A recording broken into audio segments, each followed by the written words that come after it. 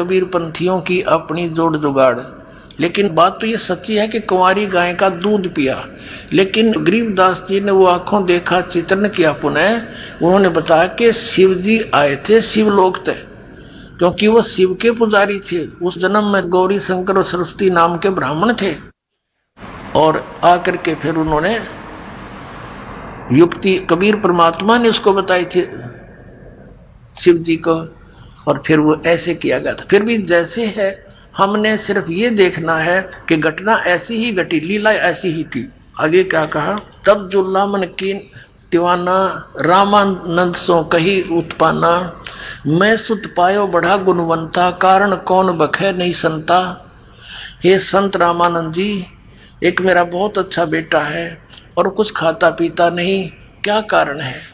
रामानंद ध्यान तब धारा, जुल्लासों तब वचन उचारा, पूर्व जन्म में ते ब्राह्मण जाति, हर सेवा की नी बली बाती। कुछ तुम सेवा हर की चूका, ताते भयो जुल्ला का रूपा, प्रीति प्रभु गए तोर लेनी, ताते उद्धान में सुत तो है दीना।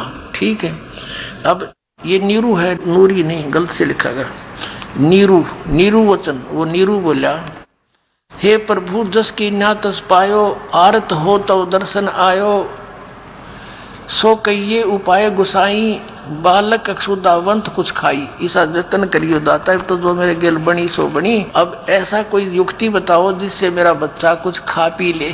सो कहिए उपाय गुसाई, बालक अक्षुदावंत यानी भूखा कुछ खाई।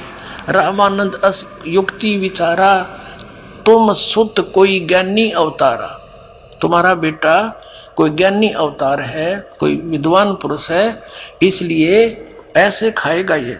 बछिया जाही बैल नहीं लागा, सो ले ठाड करो ते आगा। कि एक बछिया ले आना जिसको बैल ने कभी टच ना किया हो, अर्थात कुंवारी। ये देखिए, बछिया जाही बैल नहीं लागा, सो ले ठाड करते आगा। दूध चले ते थनते, दूध धरो छिपाए, अक्षुदावंत जब होए ता कह देखवाए। अब कहते हैं जुल्ला एक बछिया ले आवा, और चलो दूत कोई मरम न पावा। चलो दूत जुल्ला हरसाना, राख छिपाई कहो नहीं जाना। अब यहाँ पुण्यात्माओं जैसा भी है, अब ये प्रमाणित हुआ कि 600 वर्ष पहले परमात्मा ने जो लीला की थी वो लिपिबद्ध की गई। उसके बाद आदरणीय गरीबदास साहिब जी के समय भी उन्होंने कुंवारी गाय का दूध पिया, और आदरणीय गरीबदास साहिब जी ने भी अपनी वाणी में प्रमाण किया कि 600 वर्ष पहले परमात्मा जब आए थे उन्होंने एक कुंवारी गाय का दूध पिया, उससे उनकी परवरिश की लीला हुई। अब हमारे वेद क्या बताते हैं परमात्मा के गुणों को, परमात्मा की महिमा। अब इतने प्रमाण मिलने के बाद फिर हम संतुष्ट हो जाएंगे, हु इज गॉड।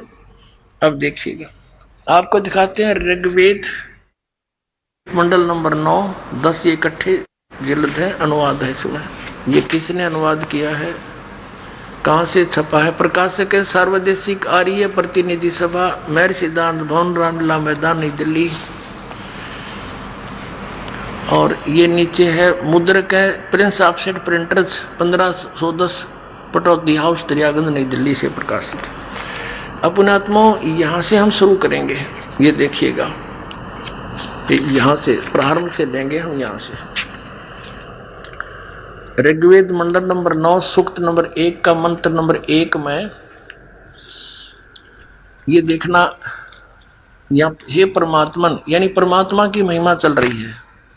फिर ऋग्वेद मंडल नंबर 9 और सूक्त नंबर 1 का मंत्र नंबर 2 में हे परमात्मन आप, है ना परमात्मा के विषय में। 3 नंबर मंत्र में हे परमात्मन, 4 नंबर मंत्र में हे परमात्मन, 5 नंबर मंत्र में हे परमात्मन, 6 नंबर में ऋग्वेद मंडल नंबर 9 सूक्त 1 मंत्र 6 में हे परमात्मन, यानी परमात्मा की महिमा वेद में वर्णित की जा रही है। अब इन आर्य समाजियों के दानंद के चेल्या के याद आ गई दानंद की थूरी कि महर्षि दानंद तो निराकार बताओ भगवान को, आगे साकार लिखा इस बात तो वहां पैतरा बदल गई है। वह भगवान लिखना बंद कर दिया, पुरुष लिखना शुरू कर दिया। अब पुरुष माने दानंद खुद का भगवान पूर्ण परमात्मा होता है, ये भी कंसेप्ट क्लियर करेंगे पहले। अब परमात्मा कहते हैं नौ मन सूत उलझिया ऋषि रहे जख मारे, सतगुरु ऐसा सुलझा दे उलझन दूजी बारे। इन नकलियों ने इस आध्यात्मिक मार्ग के, इस अध्यात्म ज्ञान के नौ मन सूत को उलझा कर डाल दिया। सूत एक कच्चे धागा होता था जिससे कपड़ा बुना करते थे जुलाहे। तो परमात्मा को पता था, वो जुलाहों को ज्ञान होता था, 1 किलो सूत अगर उलझ जाता 1 हफ्ता खा लेता उनका। वो तोड़ नहीं सकते, टूट जाता, गांठ लग गए, गांठ लगी तो कपड़ा अच्छा बना नहीं, धनी पैसा दे नहीं, उसकी दिहाड़ी कटे। तो सारा दिन धीरे धीरे सुलझाया करते। परमात्मा कहते हैं वो 1 किलो सूत इतना दुखी कर देता है, और इन अज्ञानियों ने तो 9 मन सूत उलझा के घेर दिया, यो अध्यात्म मार्ग का।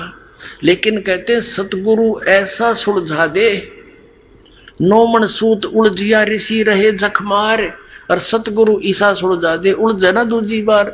अब ईसा सुलझा देंगे इसको दास, उस परमात्मा का दिए हुए ज्ञान को। इस कलयुग में तो उलझेगा नहीं वो ज्ञान, फिर भक्ति कोई करियो चाहे ना करियो।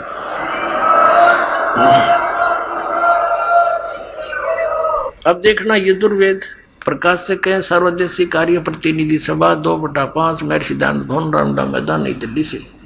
ये महर्षि दानंद सरस्वती द्वारा इसका अनुवाद है, और ये यहां से प्रकाशित है Prince offset printers 1510 Pataudi house Daryaganj नई दिल्ली से। अब इसके यजुर्वेद के अंतिम मंत्र को देखते हैं, अंतिम मंत्र अंतिम अध्याय का। अब ये वेद ज्ञान भी ब्रह्म दे रहा है। ये है यजुर्वेद भाषा भाष्य 44वां अध्याय 40वां अध्याय। हम 15 मंत्र दिखाते हैं आपको। ये वेद ज्ञान दाता अपना भी बता रहा है कि मेरा तो ओम नाम है, ओम करतो समर किलवे समर करतोम समर। फिर यहाँ बताया है 16वें मंत्र में कि उस परमात्मा के अग्नि ने सुपथा राय, यानी सुपथा माने सच्चे भक्ति मार्ग से परमात्मा की, अग्नि माने परमात्मा की सही भक्ति से उस परमात्मा की प्राप्ति होती है। और मेरा यो ओम मंत्र है, इसने अपना बता दिया। तो यहाँ 70वें श्लोक में दोनों का कंसेप्ट क्लियर किया इसने, अपना भी और उस पूर्ण परमात्मा का। देखना ये 44वां अध्याय और मंत्र नंबर ये 17। इसमें ये पुरुष शब्द है, पुरुष, और इसने अनुवाद किया महर्षि दानंद ने। हे मनुष्यों, जिस ज्योत स्वरूप रक्षक मुझसे, ज्योत स्वरूपी यु काल है, ब्रह्म है, ज्योत निरंजन जिसको कहते हैं, ये वेद ज्ञान दे रहा है, बोल रहा है। अविनाशी यथार्थ कारण के आच्छादित मुख के तुल्य अंग का प्रकाश किया जाता है, और जो वह प्राण व सूर्य मंडल में पूर्ण परमात्मा है। पुरुष माने पूर्ण परमात्मा है। ये देखो, पुरुष माने पुरुष है, पूर्ण परमात्मा है, वह है परोक्ष रूप, वो तो गुप्त है। और अहम मैं ब्रह्म हूं, अहम ब्रह्म खम्ब, ओ मैं ब्रह्म हूं, अहम ब्रह्म खम्ब, मैं खम्ब माने ऊपर ब्रह्म लोक रूपी दिव्य आकाश में रहता हूं, मेरा ओम नाम है। ये देखना, मेरा तो ओम नाम है, और वो जो पूर्ण परमात्मा है वो सूर्य मंडल में यानी ऊपर के लोक में गुप्त रहता है। और यहाँ कहता अहम अहम मैं प्रकाश के तुल्य व्यापक ब्रह्म, ब्रह्म नहीं लिखा, मैं ब्रह्म हूं ये लिखना था। ऐसा मेरा एक ओम नाम जानो। ये सिद्ध हो गया। पुरुष माने ये खुद कहते हैं पूर्ण परमात्मा। अब हम फिर आते हैं ऋग्वेद मंडल नंबर 9। अब हमने यजुर्वेद रख दिया, ऋग्वेद फिर से ले लिया, और ये वही प्रकाशक उन्हीं का प्रकाशित है, ये वहीं से।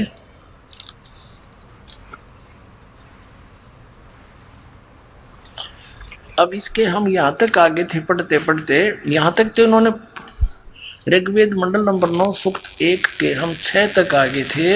यहाँ इन्होंने परमात्मा की महिमा बताते हुए आ रहे, परमात्मा के विषय में जानकारी है। लेकिन इस 7वें श्लोक से इन्होंने पुरुष लिखना शुरू कर दिया। पहले तो ये कह रहे थे हे परमात्मा यहाँ देख लो, पांचवें में हे परमात्मा, चौथे में हे परमात्मा, तीसरे में हे परमात्मा, दूसरे में हे परमात्मा, और यहाँ आके ये फिर अचल बचल हो गए। इनका याद आ गया, छठे में फिर हे परमात्मा, और सातवां में लिख दिया उस पुरुष को, उस परमात्मा को लिखना बंद कर दिया जानबूझ के। अब देखना आठवें में क्या है, उस पुरुष को, उस पूर्ण परमात्मा को उग्र गतियां प्रेरणा करती हैं।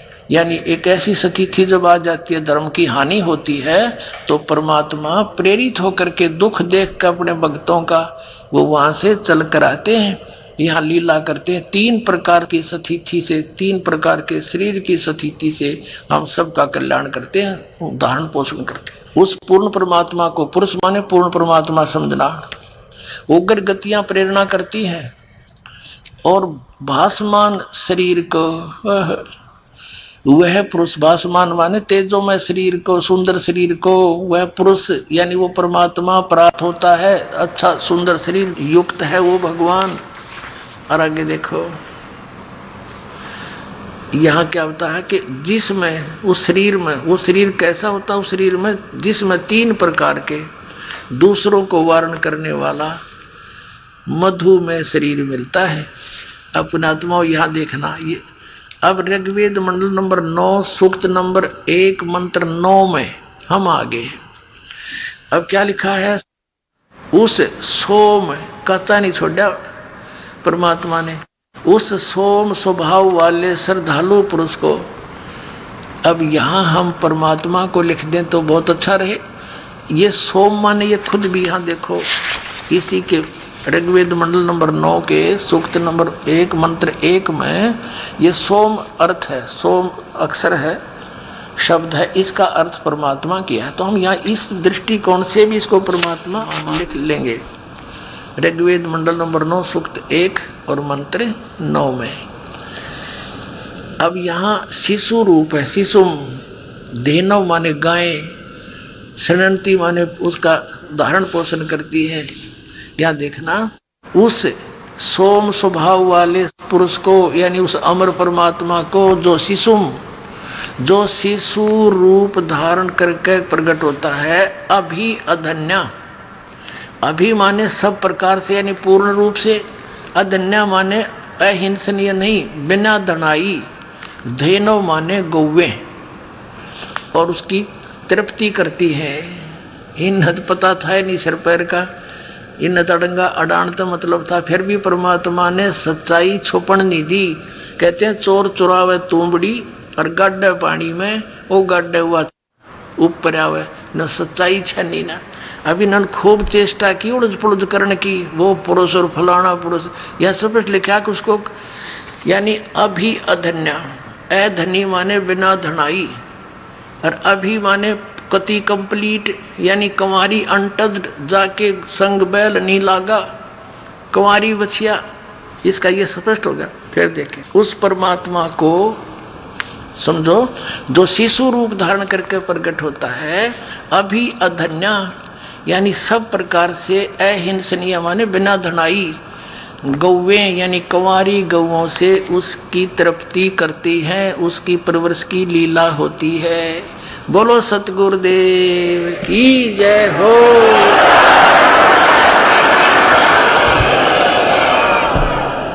अपनात्माओं, एक बार देखो आपके ऊपर मालिक की कितनी रजा है। बहुत गर्मी थी, बच्चों का दुख भगवान से कहते देखा नहीं जाता, और कितना बढ़िया मौसम कर दिया कि मेरे बच्चे मेरी महिमा को सुनेंगे, इनकी आत्मा प्रफुल्लित होगी, इनकी भूल मिटेगी। एक बार गोरखनाथ और कबीर परमेश्वर की चर्चा होगी। गोरखनाथ जी पुणात्माओं, ये जो सिद्ध पुरुष है, जो जिनको हम मोक्ष प्राप्त मानते हैं, ये मोक्ष मोक्ष प्राप्त नहीं है, इनको इन चार मुक्तियों में से एक प्राप्त हो जाती है। और कुछ एक ऐसे होते हैं कि वो पितर लोक में विराजमान है, वहां से जब चाहे यहाँ आ जाते हैं, अन्य रूप बनाकर कोई पहचान नहीं सकता। स्वामी रामानंद जी का बहुत बड़ा बोलबाला था और वैष्णव परंपरा के वो प्रचारक थे। विष्णु जी का प्रचार घना हो गया तो ये नाथों को चिंता होगी जो शिव जी के उपासक है तमोगुण के। तो इस गोरखनाथ भी शिव जी का उपासक था, तो इसने आकर के रामानंद जी के साथ गोष्ठी करने की ठान ली। अब उनको ये नहीं मालूम था ये गोरखनाथ जी है, एक सिद्ध हैं बहुत बड़े आए हैं रामानंद जी से चर्चा करेंगे। रामानंद जी घबरा गए कि इन सिद्धों के पास जंतर मंत्र सिद्धियां होती है और ये सिद्धि दिखा देगा सब मुझे फेल कर देगा, लोग ताड़ी बजा देंगे, अरे बात गई काम थे। एक बार गोरखनाथ और कबीर परमेश्वर की चर्चा होगी। गोरखनाथ जी पुण्यात्माओं, ये जो सिद्ध पुरुष है जो जिनको हम मोक्ष प्राप्त मानते हैं, ये मोक्ष प्राप्त नहीं है, इनको इन चार मुक्तियों में से एक प्राप्त हो जाती है। और कुछ एक ऐसे होते हैं कि वो पितर लोक में विराजमान है, वहां से जब चाहे यहाँ आ जाते हैं, अन्य रूप बनाकर कोई पहचान नहीं सकता। स्वामी रामानंद जी का बहुत बड़ा बोलबाला था और वैष्णव परंपरा के वो प्रचारक थे। विष्णु जी का प्रचार घना हो गया तो ये नाथों को चिंता होगी जो शिव जी के उपासक है तमोगुण के। तो इस गोरखनाथ भी शिव जी का उपासक था, तो इसने आकर के रामानंद जी के साथ गोष्ठी करने की ठान ली। अब उनको ये नहीं मालूम था ये गोरखनाथ जी है, एक सिद्ध हैं बहुत बड़े आए हैं रामानंद जी से चर्चा करेंगे। रामानंद जी घबरा गए कि इन सिद्धों के पास जंतर मंत्र सिद्धियां होती है और ये सिद्धि दिखा देगा सब मुझे फेल कर देगा, लोग ताड़ी बजा देंगे, अरे बात गई काम थे। तो चिंतित हो गए।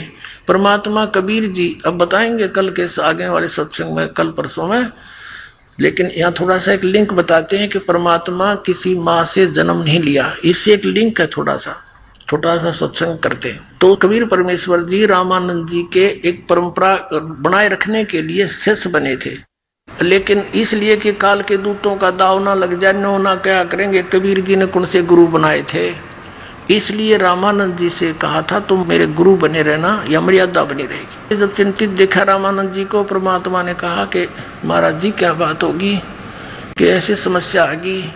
परमात्मा बोले चलो देखते हैं, जो होगा देखी जाएगी, अब जाना पड़ेगा। तो रामानंद जी को जब ये हौसला मिला वो जान गए कि कुछ ना हो, जब इस परमात्मा ने ये कह दिया तो वहां जाकर देखा गोरखनाथ जी का आसन अलग, रामानंद जी का अलग। कबीर जी रामानंद जी के चरणों में एक सुयोग्य शिष्य के समान नीचे धूल में बैठ के जमीन पर, छोटी सी उम्र के बालक 5, 7, 10 वर्ष के। अब गोरखनाथ जी ने कहा कि रामानंद चर्चा कर मेरे साथ। छोटे से बालक वैष्णु साधुओं जैसा रूप बना रहे थे, सारे उसी तरह तलक बलक ला के कंठी कुंठी पहन के। कबीर साहब खड़े हुए 10 वर्ष के बालक और कहा कि गोरखनाथ पहले मेरे से चर्चा कर, मेरे गुरुजी को पीछे बात करना, बोल तेरा क्या प्रश्न है। गोरखनाथ जी ने कहा कि अरे कबीर तू कल का बालक और गोष्ठी गोरखनाथ से करेगा, तेरी क्या उम्र है। तब परमात्मा कहने लगे नाथ जी अगर मेरी उम्र सुनना चाहता सुन ले, सुनाता हूं। परमात्मा ने कहा कि अरबों तो तेरे ब्रह्मा मर गए, 49 करोड़ कन्हैया और 7 करोड़ तेरे शंभू मर गए, मेरी एक नहीं पलैया। अब वो ऐसी बड़ी बात कही कि मेरी उम्र क्या है बताऊं तुझे। तो क्या बताते हैं, अब जो दास कंसेप्ट क्लियर करना चाहता है कबीर इज गॉड, और पुण्यात्मा वेदों ने प्रमाण कर दिया,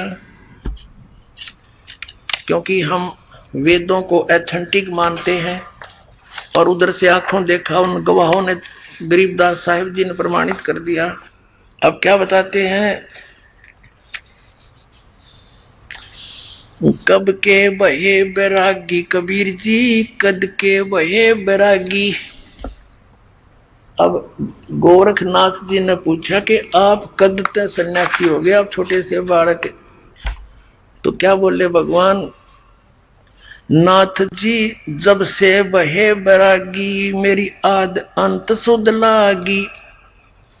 दूं कार आद का मेला, नहीं गुरु कोई ना था चेला। जब का तो हम योग उपासा, तब का फिरूं अकेला। धरती नहीं जद की टोपी दीनी, ब्रह्मा नहीं जद का टीका। शिव शंकर से योगी ना थे, जद का जोड़ी सिक्का। अब पूरी वेशभूषा जो वैष्णव साधु बनाया करते थे वो सारे साजबाज करके ले जा रहे थे, फावड़ी फूड़ी सब कुछ, टिक्का टक्का बिंदी तिलक बना के। परमात्मा कहते हैं ये मेरी बिंदी टिक्का ये सारा सामान था, तेरा कुछ भी ना था, पृथ्वी सृष्टि सारा कुछ भी नहीं था, जब का हूं मैं और सब मैंने ही रचा है। अब कहने का भाव ये है कि गोरखनाथ ने सोचा यो बालक तक घनी बात बनावे है। कहने लगा कबीर जी बात सुन, गोष्ठी मेरे साथ करनी है कहा, और तेरे साथ करने आया हूं मैं। गोरखनाथ जी ने एक त्रिशूल गाड़ रखा था अपने आसन के साथ में, 6 फुट ऊंचा, ऊपर ने 3 उसके वो थे सिरे। तो गोरखनाथ जी आसन से उठे और त्रिशूल पर जाकर ऊपर विराजमान हो गए सिद्धि तक, और कहने लगे ये देखो ऐसे। गोरखनाथ जी कहने लगे कबीर जी मेरे से गोष्ठी करनी है तो आ मेरे बराबर में। जब नाथ जी त्रिशूल पर विराजमान हुए तो दर्शकों ने ताड़ी पीट दी, वाह वाह वाह, इसे फैसले होया करते। तो परमात्मा ने सोचा ज्ञान तो ना ये दर्शक माननीय ना यू नाथ जी माननीय, तो इनको तो उसी तरीके से इनका का खिलानी पड़ेगी। अब परमात्मा क्या था, जैसे कपड़ा बुनने में सहयोग दिया करते अपने मुंह बोले माता पिता की, तो एक धागे की कुकड़ी बोले हमारे यहाँ जब चरखे के ऊपर काटा करते थे, वह धागे की रील कच्चे सूत की वह जेब में डाल रहे थे। वो तो अंतर्यामी थे, वो के बकवाद करेगा कितनी कर सकता है। तो वह कुकड़ी निकाल ली धागे की, वह कच्चे धागे की रील इतनी मोटी होया करती, उसमें मनमाना 150 फुट लंबा धागा होता था। उस कुकड़ी का यानी उस रील का धागे का एंड पकड़ लिया और उस बाकी को ऐसे घुमा दिया, वो अनबंडल होती चली गई, उजड़ गई, पूरी खुल गई और सीधी स्ट्रेट वो धागा खड़ा हो गया। परमात्मा वहां से उठे और 150 फुट ऊपर जाकर के धागे के एंड पर विराजमान हो गए कबीर जी। अब ये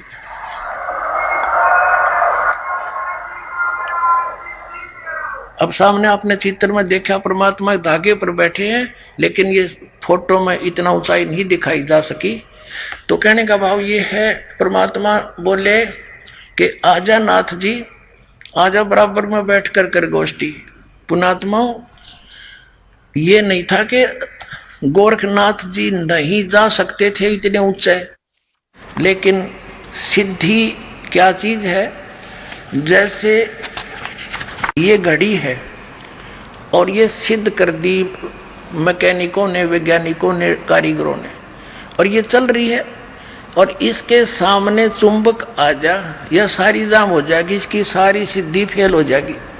तो वो तो चुंबक थे परमात्मा और ये सिद्धि थी कृत्रिम इनके पास, वो सर्व सिद्धि युक्त परमात्मा समर्थ, उसके सामने उस नाथ जी की सिद्धि जाम होगी। फिर ऊपर ने उठना चाहा, जमीन पाकर न्यो पड़ा गदड़ देशी नो देखे लोग, फिर हंसे खूब ताड़ी पीटी, नाथ जी तक गया चत। और परमात्मा ने ये धागे पर विराजमान होने से पहले कहा था, नाथ जी आपकी हमारी जो बात हुई है गोष्ठीकरण की हुई है, चर्चा, ज्ञान चर्चा, ये जादूगरी दिखाने की नहीं। नाथ जी दूना भूल गया, अकिन के पास कुछ है नहीं, इसलिए आनाकानी कर रहा है कि बात करनी है तो मेरे बराबर में आकर बैठो वरना मुझसे बात मत करो। तब परमात्मा ने उसकी बात फड़क निकाल ली थी। फिर नाथ जी कहने लगे कि महाराज नीचे आ जाओ। अब समझ गया, क्योंकि जो कांटे के पहलवान होते हैं ना वो घनी बकवाद नहीं करा करते, वो समझ जाते हैं कि तेरे से ये प्रबल है। तब उसी समय कहा कि आ जाओ महाराज नीचे बात करेंगे आगे। अब ना पेटा भरया न सोचा भाई कदे एक बार तो हो सके है और परीक्षा लेता हूं। तो फिर क्या कहा, गोरखनाथ ने कहा कि एक परीक्षा और लूंगा मैं आपकी, तो मान लूंगा तुझे विजयी। कबीर साहब बोले बोलो कि मैं इस दरिया में छुपूंगा, मुझे खोज देना कि चलो गंगा उड़े साथ में थी। ये वहां गंगा के किनारे गोष्ठी हो रही थी, घाट पर गए, गोरखनाथ ने डुबकी लगाई, मछली का रूप धारण कर लिया। परमात्मा ने पकड़ के वह मछली गोरखनाथ बना के पटड़ी में बैठा दिया। अकेले नाथ जी वो देखो,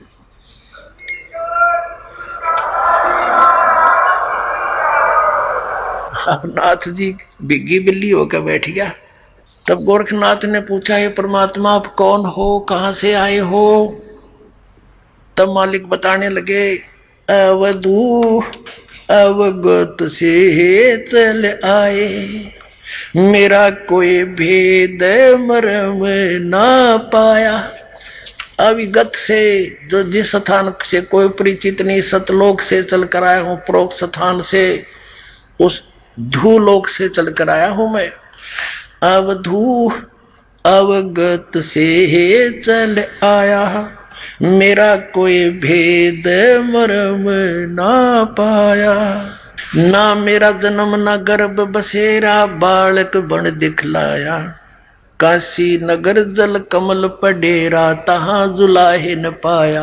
अपनी सच्चाई बता रहे हैं कि ना मेरा जन्म, ना मेरा कोई माता पिता, ना मेरा जन्म ना गर्भ बसेरा, एक बालक बन दिखलाया, काशी नगर जल कमल पडेरा, तहां जुलाहे न पाया। मात पिता मेरे कुछ नाही, ना मेरे घर दासी, जुल्हे का सुत आने कहाया, यू जगत करे मेरी हासी। परमात्मा कहते हैं, ना मेरा कोई माता पिता, ना मेरा कोई पत्नी दासी, और जुल्हे का सुत बेटा आने कहा, यू जगत करे मेरी हासी। थी कोई पिछली संस्कार, कोई वचन थे हमारे जिसके। ना मेरा जन्म ना गर्भ बसेरा, बालक बन दिखलाया, काशी नगर जल कमल पडेरा, तहां जुलाहे न पाया। मात पिता मेरे कुछ नाही, ना मेरे घर दासी, जुल्हे का सुत आन कहाया, यो जगत करे मेरी हासी। पांच तत्वों का धड़ नहीं मेरा, मैं जानू ज्ञान अपारा, जो सत्य स्वरूपी नाम साहेब का, ओहे नाम हमारा। पांच तत्वों का धड़ नहीं मेरा, मैं जानू ज्ञान अपारा, सत्य स्वरूपी नाम साहेब का, ओहे नाम हमारा। अदर दीप गगन गुफा में तानिज वस्तु सारा, तेरा ज्योत स्वरूपी अलख निरंजन, यो भी धरता ध्यान हमारा। हाड चाम लहू ना मेरे, कोई जाने सतनाम उपासी, तारण तरण अभय पद दाता मैं हूं, कबीर अविनाशी। पुण्यात्मा, परमात्मा ने क्या कहा कि मात पिता मेरे ना मेरे गर्दासी, और जुल्हे का सुत आण कहा, जगत करे मेरी आसी। फिर क्या बताया कि ये पांच तत्व का शरीर धड़ नहीं मेरा, मैं जानू ज्ञान अपारा, और सत स्वरूपी नाम साहेब का, ओहे नाम हमारा। फिर कहते हैं, अधर दीप गगन गुफा में तानिच वस्तु सारा, सतलोक के अंदर, और तेरा ज्योत स्वरूपी यो अलख निरंजन, यो विदरता ध्यान हमारा। मेरी पूजा करता है, ये ध्यान करता है। जैसे पुण्यात्माओं, गीता जी का ज्ञान इस ज्योत निरंजन ने दिया ब्रह्म ने श्री कृष्ण में प्रवेश करके, और ये कहता है 15वें अध्याय के 4थे श्लोक में कि तत्वदर्शी संत की प्राप्ति के पश्चात परमेश्वर के उस परम पद की खोज करनी चाहिए, जहां जाने के बाद साधक फिर लौटकर कभी संसार में नहीं आता, और मैं उसी की शरण हूं, उसी की पूजा करनी चाहिए, ऐसी धारणा बनाकर। गीता जी अध्याय नंबर 18 के श्लोक नंबर 62 में इसने कहा कि अर्जुन तू सर्वभाव से उस परमेश्वर की शरण में जा, उसकी कृपा से तू परम शांति को और सनातन परम धाम को प्राप्त होगा। फिर 15वें अध्याय के 63वें श्लोक में इसने कहा कि गीता जी का ज्ञान जो मैंने कहना था तेरे सारा कह दिया, मेरी शरण में आना है तो युद्ध करना ही पड़ेगा, उसकी शरण में जाना है, परम शांति पानी है तो तत्वदर्शी संतों की खोज कर ले, वो तुझे जैसे बताए वैसे कर। फिर 18वें अध्याय के 63वें श्लोक में कहा कि गुप्त से गुप्त ज्ञान तुझे गीता जी का ज्ञान मैंने बता दिया, अब तू कर दे सा तेरी समझ में आवे। 18वें अध्याय के 64वें श्लोक में कहा कि अर्जुन एक और गुप्त से गुप्त ज्ञान बताता हूं, ये वही परमात्मा जिसके विषय में 18वें अध्याय के 62वें श्लोक में कहा है, वो मेरा भी पूज्य देव है, मैं भी उसकी साधना करता हूं और उसी की भक्ति करके ये अपना 21 ब्रह्मांड चला रहा है। ये इस 21 ब्रह्मांड को परमात्मा इसको इसके तप के बदले में ये वहां बैठकर भी तपस्या करता रहता है। जैसे शिव रूप में बैठा देखा, यो शिव जी का पिता है, इसी रूप में भी होता है कई बार। तो क्या बताया है कि तेरा ज्योत स्वरूपी अलख निरंजन जिसको तू सुप्रीम पावर मान रहा है ब्रह्म, मैं इसका इष्ट देव हूं, ये मेरा पूजा करता है। तो पुण्यात्माओं, अब इन प्रमाणों से स्पष्ट हुआ कि कबीर इज गॉड। अनंत कोट ब्रह्मांड का एक रति नहीं भारे, सतगुरु पुरुष कबीरे हैं ये कुल के सिरजनहारे। बोलो सतगुरुदेव।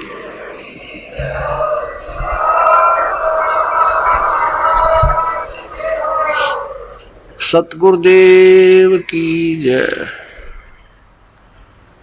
बंदी छोड़ कबीर परमेश्वर जी की जय। बंदी छोड़ गरीबदास जी महाराज जी की जय। स्वामी राम देवानंद जी गुरु महाराज जी की जय।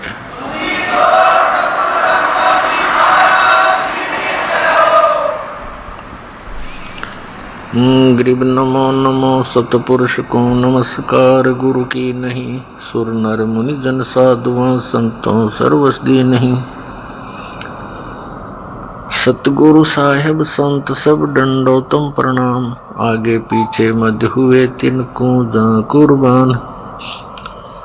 निराकार निर्विषम काल जाल वैभंजनम, निर्लेपम निज निर्गुणम अकल अनुपवेशोन्दनम। सोहम सुरति समाप्तम सकल समाना निर्तलय, उज्ज्वल हिरंबर हरदम अम्बे परवा अथा है वार पार नहीं मध्यतम।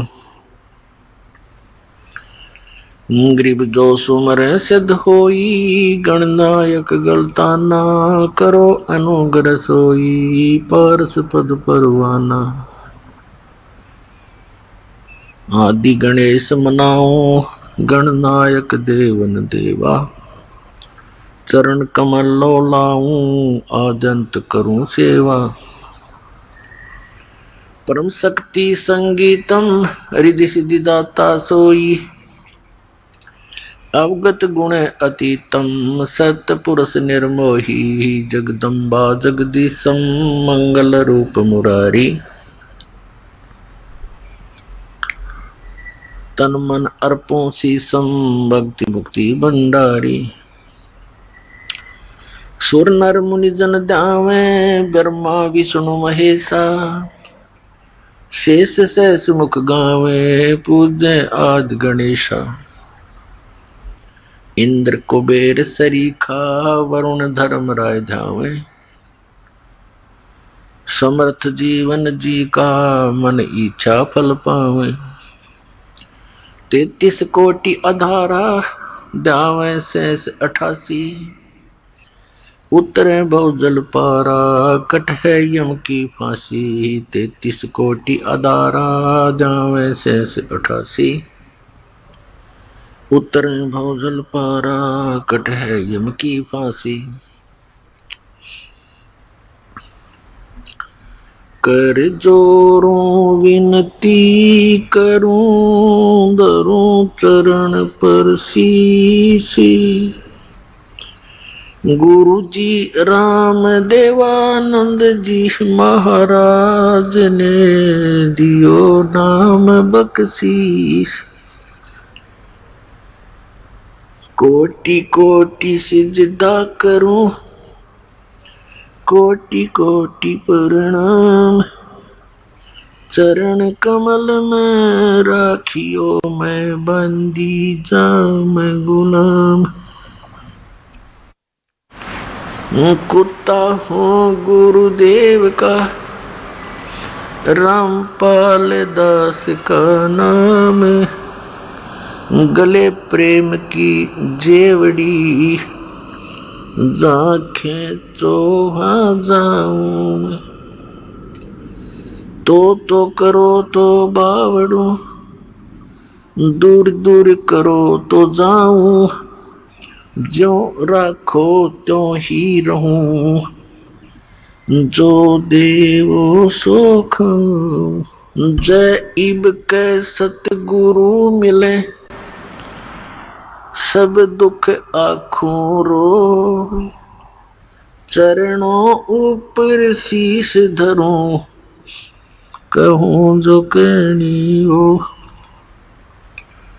कबीर साईं मिलेंगे, पूछेंगे कुशलात, आदि अंत की सब कहूं, अपने दिल की बात। गुरु जी तुम ना भूलियो, चाहे लाख लोग मिल जाही, हम जैसे तुमको बहुत हैं, तुम जैसे हमको नहीं।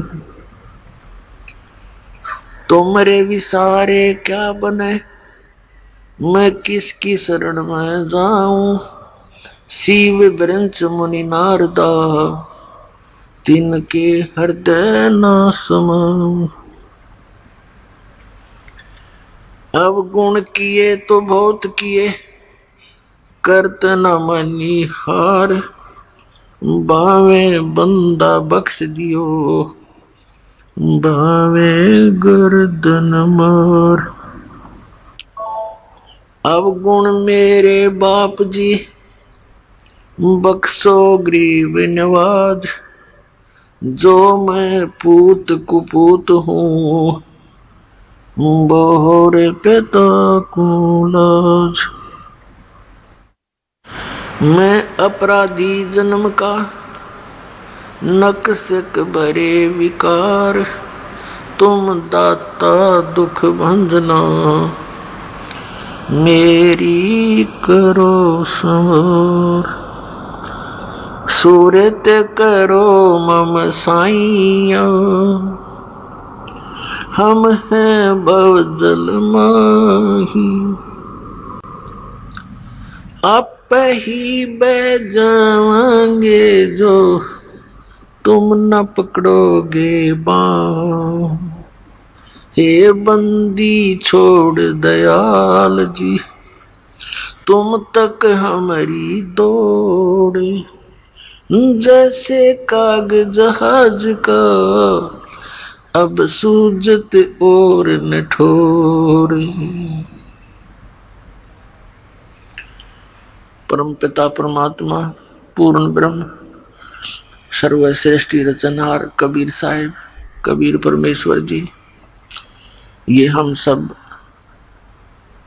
आत्माओं के जनक हैं, ये हमारे कुल मालिक,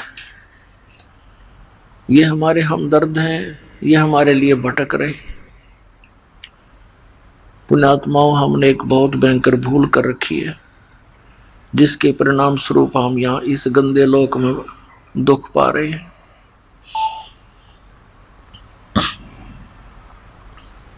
प्रत्येक प्राणी सुख की खोज में, धन की खोज में यहाँ घूम रहा है।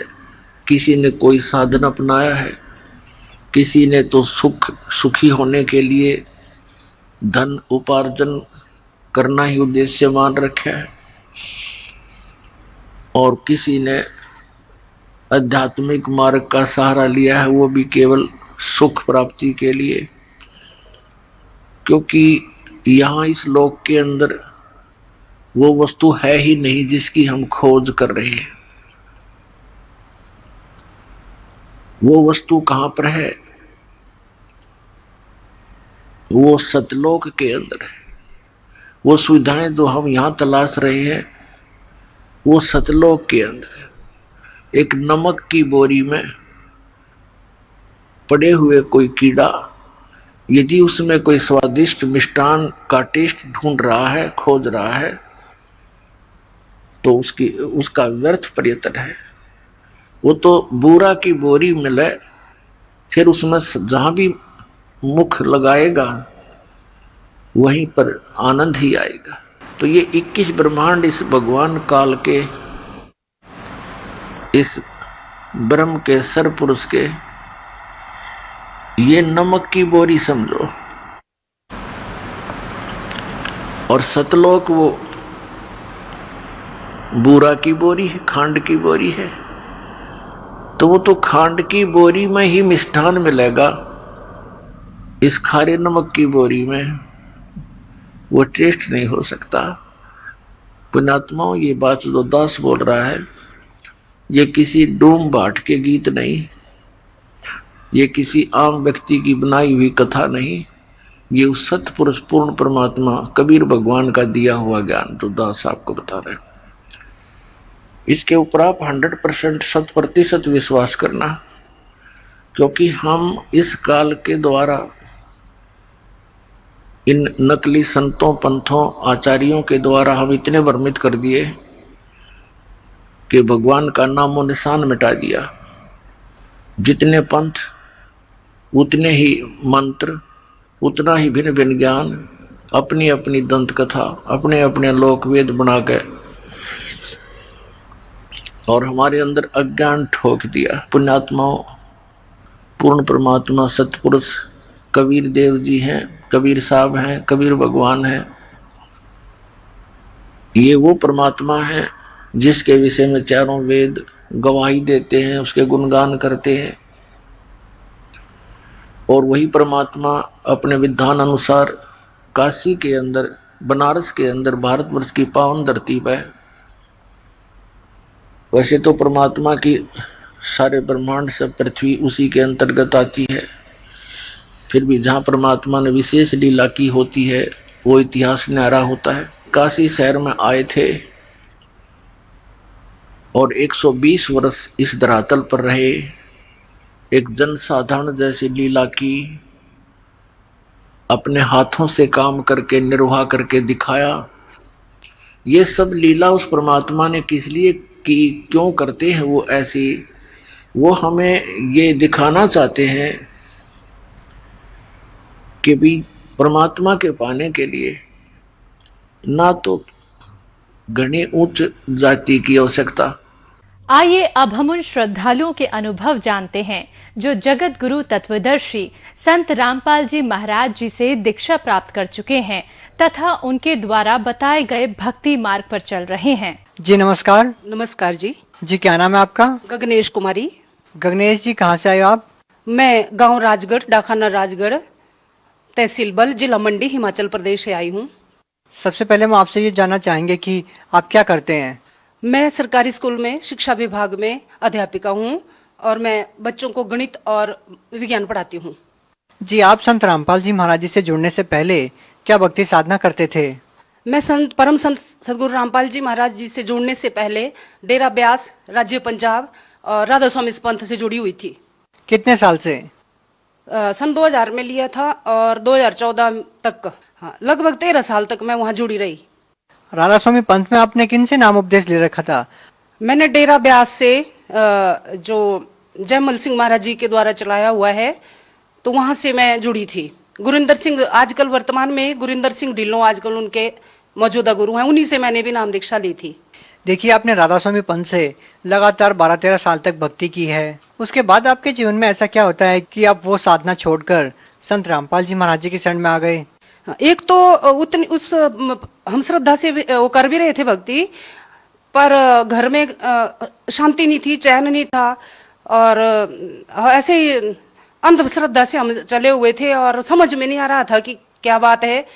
फिर मेरे पिताजी जो ड्राइंग मास्टर रिटायर हुए हैं, उन्होंने साधना चैनल पर संत रामपाल जी महाराज जी का सत्संग सुना और वो परम संत सतगुरु रामपाल जी महाराज ने सभी आजकल के धर्मगुरुओं की किताबें और जहां पर वो गलत पाए गए उसको वो बता रहे थे।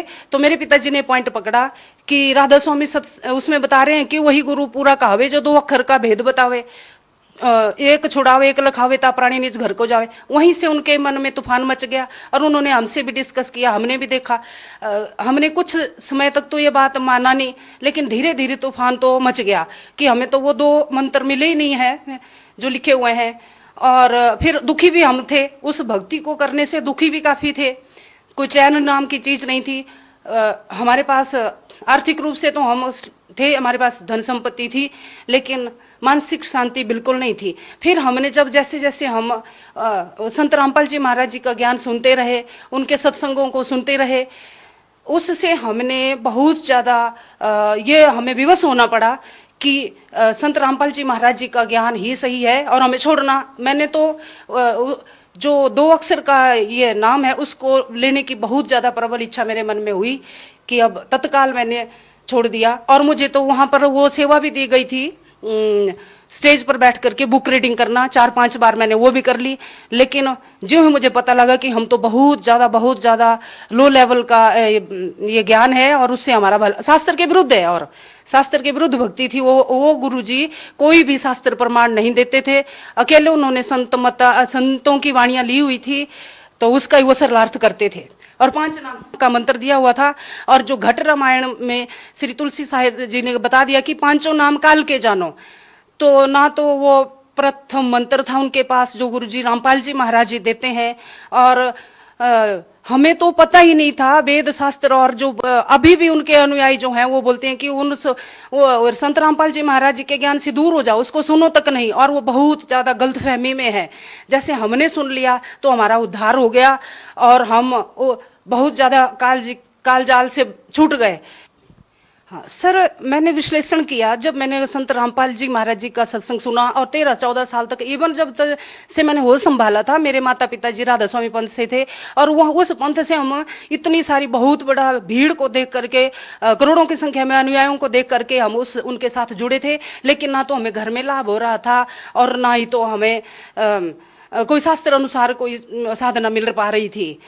राधा स्वामी सत्संग से जब हम वहां, मुझे तो बुक रीडिंग की सेवा मिली थी और जब मैं बुक पढ़ती थी, उस ज्ञान को पढ़ती थी, तो मुझे ऐसा लगता था कि मुझे ही ज्ञान नहीं है और मैं अधिकारी ही नहीं हूं, तो ये जो 500-700 लोग बैठे हुए हैं ये क्या ज्ञान समझेंगे। और ये बार बार मेरे मन को ये बात कचोटती थी। परंतु हम जुड़े हुए थे, जैसे श्रद्धालु तो होता है वो जुड़ा रहता है, इस ज्ञान से हम ऐसे ही जुड़े हुए थे। परंतु वास्तव में जब संत रामपाल जी महाराज जी का जो मेरे पिताजी ने मुझे बुक दी उसको पढ़ा मैंने और टीवी चैनल पर सत्संगों को सुना, तो एकदम से मुझे वो छोड़ने में ही अपना हित लगा। तो राधा स्वामी सत्संग व्यास से जो हम साधना कर रहे थे और करते करते कई शंकाएं मन में होती भी थी, और जैसे वो हम बिनती वहां गाते थे उसमें लास्ट में आता था अक्षर अक्षर नहीं अक्षर पारा, और हमें पता ही नहीं था कि वो अक्षर ब्रह्म कौन है, अक्षर कौन है, पता ही नहीं था। जब संत रामपाल जी महाराज जी के सत्संगों में हमें अलग अलग से इन भगवानों का पता लगा और हम क्यों जन्मते हैं, क्यों मरते हैं, इन सब बातों का जब हमें पता लगा तो हमने एकदम से गुरु त्यागने में ही अपना हित समझा और हम संत रामपाल जी महाराज जी के शरण में मैं तो चली गई। जैसा कि संत रामपाल जी महाराज जी के लाखों अनुयायी इस बात का दावा करते हैं कि जैसे ही संत रामपाल जी महाराज जी से कोई भी नाम उपदेश लेता है उनकी सालों पुरानी बीमारी दूर हो जाती है, उनको आर्थिक लाभ होते हैं, मानसिक लाभ होते हैं। आपका क्या अनुभव रहा?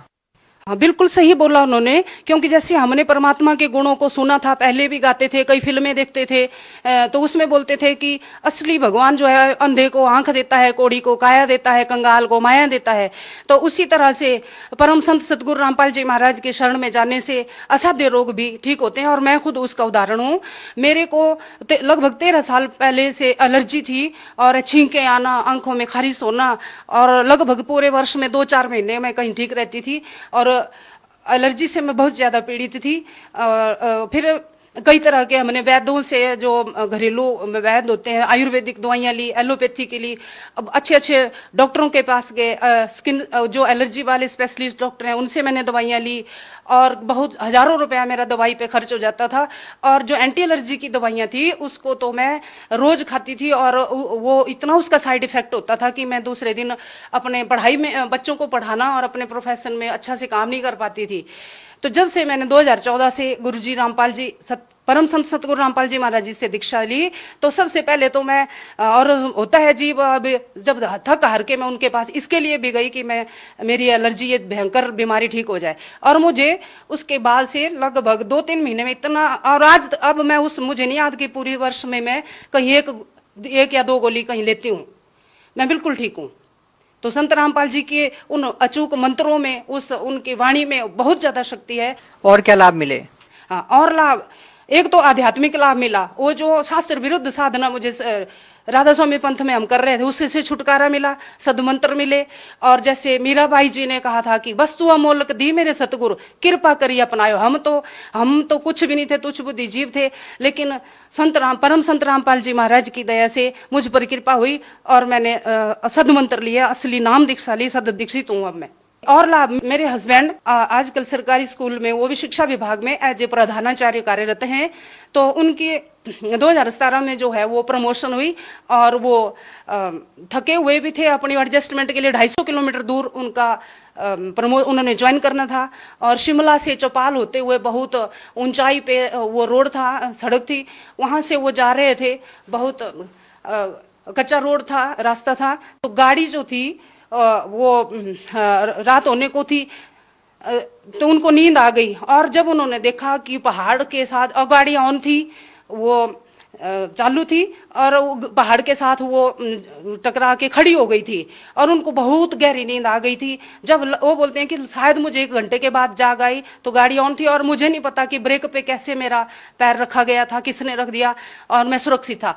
अब मैं 2014 से संत सतगुरु रामपाल जी महाराज से जुड़ी थी और वो कभी कभी विरोध भी करते थे, लेकिन उनको भी कभी सुनते थे, कभी फिर उन्होंने संत रामपाल जी महाराज जी का ज्ञान उस गाड़ी में चलाया हुआ था, सत्संग चला हुआ था। जब उन्होंने 1 घंटे के बाद अपने को सुरक्षित पाया तो वो भी अचंभित रह गए और उसी वक्त उनका मन किया कि मैं यहीं से गाड़ी वापस करके अभी संत सतगुरु रामपाल जी का नाम उपदेश लेता हूं।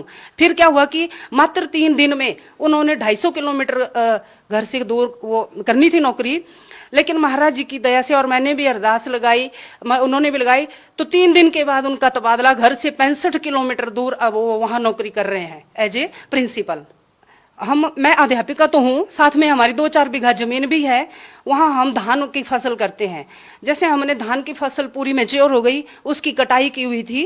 धान की फसल की कटाई करने के बाद हमारे यहाँ जंगली सुअर बहुत ज्यादा है और वो पूरी फसल को चौपट कर देते हैं। तो हमारे साथ भी हुआ कि काट के जैसे ही वो फसल खेतों में थी बिछी हुई, तो उन्होंने वो जो सॉलिड दाने धान के थे उनको उन्होंने सारा का सारा वो उससे निकाल दिया था। वो करते हैं ऐसा ही बंदरबाड़ी। तो जब हम इकट्ठा करने लगे, उसको लाने लगे थ्रेसिंग के लिए, तो मेरे को रोने को मन हुआ और लगभग मैं रोई गई और बड़ा दुख हुआ कि हम इतनी मेहनत करते हैं, आजकल फसल बड़ी मुश्किल से हुई। तो वो लगभग खत्म थी, उसमें वो सॉलिड दाने तो नहीं रहे थे धान के, फिर भी हम ले आए और थ्रेसिंग की हमने। तो मैं आधे दिन की छुट्टी लेके स्कूल से आई थी, गाड़ी खड़ी हुई थी थ्रेसिंग करने के लिए, और आते आते मुझे उसी दिन, वैसे दिल तो बहुत टूट चुका था, फिर भी उसको करना था, जैसे तैसे भी इकट्ठा करना था। तो फिर क्या हुआ कि वो फसल इतनी हो गई कि 12-13 बोरियां धान की हुई। जब हमने धान में से चावल को अलग किया तो लगभग 1.5 क्विंटल चावल हमारे हो गए। तो मैं बहुत हैरान रह गई। उस वक्त मैं अभी नया नया नामदान संत रामपाल जी महाराज जी से लिया हुआ था, तो मैं हैरान रह गई कि मैं वहां उस वक्त रो रही थी कि फसल खत्म है, तो इतना ज्यादा उसमें भी बरकत हो गई, उसमें भी वृद्धि हो गई। तो असली संत, असली जो पूर्ण संत होते हैं, उनके ऐसे कारनामे होते हैं। देखिए बहन जी, आप एक टीचर हैं, आपके पति भी प्रिंसिपल है, लेकिन आपने बताया कि जेल में बंद संत रामपाल जी महाराज ने आपकी फसल बढ़ा दी और उनकी कृपा से आपके पति का एक्सीडेंट होने से बच गया। क्या आपको इन बातों पे अंधविश्वास नहीं लगता? नहीं, अंधविश्वास बिल्कुल भी नहीं है। और विज्ञान जो है और मैथ जो है, मैथ फॉर्मूलाज पे है, सूत्र के आधार पे चलता है, और गणित में जो है वो सिद्धांत कार्य करते हैं। ऐसे ही भक्ति का भी सिद्धांत है। और जैसे स्पोर्ट्स में है, खेलों में भी, जैसे हमने कबड्डी खेलनी है या कोई भी गेम है, जोनल लेवल पे जो नियम होते हैं वही तो डिस्ट्रिक्ट में होते हैं, और स्टेट लेवल पे कोई खेल खेलना है वहां भी तो वही नियम होते हैं, और नेशनल और इंटरनेशनल इसमें खेलना है तो भी वही नियम होते हैं। तो यही तो दिक्कत है, यही तो विडंबना है, तो दुर्भाग्य है कि हमारा कोई सिद्धांत ही नहीं है भक्ति करने का। तो संत रामपाल जी महाराज जी के सत्संगों में जुड़ने से, उनसे जुड़ने के बाद तो हमें पूरा भक्ति, प्रॉपर वे ऑफ वर्शिप का भी हमें पता चला। और हमें तो पता ही नहीं था, ये तो परम संत सतगुरु रामपाल जी महाराज जी का कहां तक उनका शुक्र, शब्द नहीं है हमारे पास। मैंने पहले ही बोल दिया कि वस्तु अमोलक दी मेरे सतगुरु कृपा करी अपनायो। तो वो तो उन्होंने बताया। तो ये जो डेरा व्यास है, ये जो राधा स्वामी और अन्य पंथ चले हुए हैं, इन्होंने तो भ्रमित कर रखा है पूरे समाज को। हम कहां तक उनका धन्यवाद करें। और यजुर्वेद अध्याय नंबर 19 के मंत्र नंबर 25 और 26 में बताया है कि जो पूर्ण संत होता है, तत्वदर्शी संत होता है, वो 3 बार की पूजा विधि बताता है, 3 बार जो है मंत्र दीक्षा को देता है, उस नाम दीक्षा की उस प्रक्रिया को खत्म करता है। लेकिन ये तो एक बार स्टैंप लगा देते हैं, एक बार नाम दीक्षा ले ली, फिर आप जो मर्जी सो जितना मन में आए उतना पाखंड कर लो, फैशन कर लो, कोई स्टॉप ही नहीं था। आखिरकार स्कूलों में भी हर जगह जहां जितना डिसिप्लिन होगा, मर्यादा में हम रहेंगे तो वहां अच्छे परिणाम आएंगे। तो ऐसे ही भक्ति मार्ग में होता है। तो जब हमें वेदों से, शास्त्रों से सब पता चला तो नाम खंड भी होता है, और गुरु कोई नहीं बताते हैं कि नाम भी कभी खंड होता है। ये तो हैरानी की बात है। जैसे हम बच्चों की परीक्षा लेते हैं, उनको कंपार्टमेंट भी आता है, वो फेल भी होते हैं, दूसरी बार फिर से एग्जाम देते हैं तो पास होते हैं। उसी तरह भक्ति मार्ग में भी होता है। और ये चीज हमें पूरे विश्व में किसी भी धर्मगुरु ने नहीं बताया कि नाम भी खंड होता है, और मर्यादा को बचाना होता है, अपने नाम को खंडित होने से बचाना है। संत रामपाल जी महाराज जी के अनुयायी दावा करते हैं कि संत रामपाल जी महाराज जी से नाम दीक्षा लेने के बाद उनके जीवन की रक्षा होती है, और संत रामपाल जी महाराज जी अपने श्रद्धालुओं को मौत के मुंह से खींच लाते हैं। क्या ये संभव है? ये संभव है, क्यों संभव नहीं है। आदरणीय कबीर साहिब जी जब 600 साल पहले यहाँ आए थे, उन्होंने ये सब कुछ करके बताया है। कमाल और कमाली का बहुत सारे उदाहरण है, उन्होंने भी जीवित किया है, मुर्दों को जिंदा किया है, और हमारे कई भक्तजनों को उन्होंने जिंदा किया। ये संत रामपाल जी महाराज जी ने भी ऐसे बहुत सारे चमत्कार किए हैं, और हमने महसूस किया कि वो संत भी नहीं है जिससे चमत्कार ना हो, और वो संत भी नहीं है जो चमत्कार के पीछे दुनिया को अपने साथ जोड़े। लेकिन संत रामपाल जी महाराज जी की भक्ति में वो शक्ति है, वो मरे हुओं को जिंदा भी करते हैं। देखिए, आपने 13 साल राधा स्वामी पंथ में गुजारे हैं, और उसके बाद आपको पता लगता है कि राधा स्वामी पंथ में शास्त्र विरुद्ध साधना करवाई जाती है, जबकि संत रामपाल जी महाराज जी शास्त्रों के अनुसार साधना बता रहे हैं। आप भगत समाज को क्या संदेश देना चाहेंगी, खास करके राधा स्वामी पंथ से जुड़े श्रद्धालुओं को? मैं राधा स्वामी भक्त भाइयों के साथ में क्या, पूरे विश्व के हमारे जीव, हमारी जाति है, जितने भी जीव हैं, मानव समुदाय है, वो हमारे भाई बहन है। अगर मुझे अच्छा रास्ता मिल गया तो क्यों ना वो सुन तो लें। मैं उनसे, मेरी यही रिक्वेस्ट है, यही प्रार्थना है कि संत रामपाल जी महाराज जी के प्रवचनों को सुने। साधना चैनल पे शाम को 7:40 से 8:40 तक सत्संग आता है। बहुत सारी उनकी पुस्तकों को वितरित किया गया है, उनको पढ़ें और सदमंत्र लेकर के मैं तो इन गुरुओं से भी प्रार्थना करती हूं कि कम से कम अपने आप ही इन अनुयायियों को कह दें कि हमारे पास वो सद भक्ति नहीं है, और जल्दी से जल्दी परम संत सतगुरु रामपाल जी महाराज जी से नाम दीक्षा लें और आत्म कल्याण करवाएं। जी धन्यवाद। धन्यवाद जी।